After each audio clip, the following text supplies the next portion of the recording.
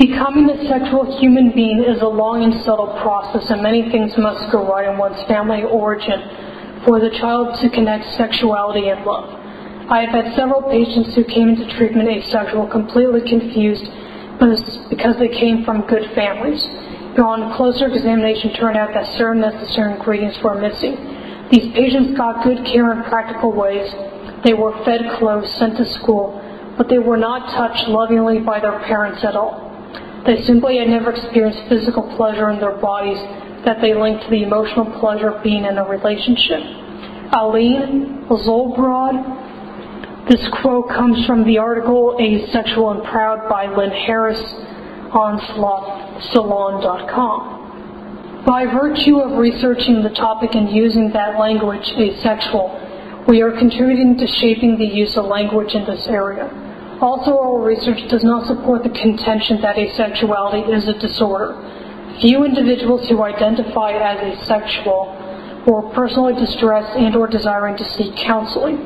Predominantly, concerns about their own asexuality were surrounding social acceptance of the identity rather than personal distress about the identity itself. Our data do not support a need to pathologize asexuals. Nicole Pross. This quote comes from an article Do Not Want from Bitch magazine and was written by K.L. Piera. So research. The last few slides I just showed you, I think in my personal opinion, are an accurate reflection of the debate and tension concerning whether asexuality is something to be treated as an illness or if it is something that ought to be left alone. I am now going to move on to exploring the available medical literature to try and shed some light on whether there is a validity to the claim that asexuality has its origin from an underlying medical or psychological condition. The causes of asexuality. When asexuality has been discussed, whether in print or on TV, these have been the primary conditions cited as contributing factors or causes of an asexual orientation. Hormone imbalance, psychological disorder, autistic spectrum disorder, sexual abuse, religious negative attitude towards sex. When I was putting these slides together, I was debating whether or not this slide should go before or after going through the literature review, and I decided to put it here because the problems and limitations noted here were very consistent and pervasive as I was doing the literature review, and I think it is important for people to be aware of this from the start.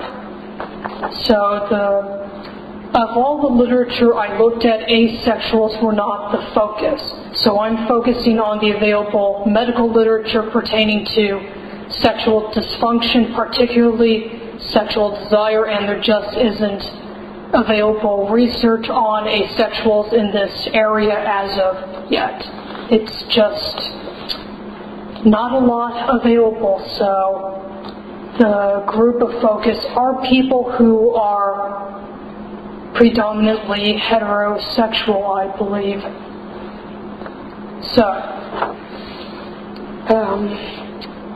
So with that in mind, a significant number of the studies I reviewed dealt with a small number of people, small enough that the ability to generalize the findings onto an entire group of people is questionable. So I think generally for studies they at least like a sample of 350 people, but the bigger and more diverse the sample, the better. In my personal opinion, based on everything I have learned, sexual attraction and sexual desire are two different things. In no study that I looked at did any of them ask the participants if they reported diminished to no sexual desire whatsoever, and follow up and ask whether they still experience sexual attraction. Adding further to the complicated nature of this endeavor, many papers did not make any attempt to define or quantify how they are measuring sexual desire. This may seem like a trivial detail to take into consideration, but in this context it does matter. And very rarely did any of the studies clearly report how many people experienced diminished sexual desire and how many experienced no sexual desire. I may be getting slightly ahead of myself here, but one of the explanations that has been proposed for the occurrence of asexuality is a hormone imbalance. At this time in the year 2009, this is a shaky assumption to make because there is still a lot we do not understand about the relationship between hormones and sexual response and sexual orientation. Also, when conducting my literature review, at times I struggled to find credible academic sources and ended up having to search the internet for information because there's just, in some areas, not that much literature available specifically pertaining to this. Hormone imbalance in relation to sexual dysfunction and a loss of sexual desire has primarily focused on women. I suspect in part because it is assumed men don't have this problem and or rarely seek treatment, and what men are really concerned about is being able to get an erection. Women who overall have lower levels of hormones have a higher incidence of diminished sexual desire. However, the levels of hormones in their system is not necessarily below what is considered normal. So this brings into question about how much of a given hormone is normal. Scientists have thought that by just giving women testosterone or estrogen or possibly a combination of the two, this would solve the problem, and the results have been mixed.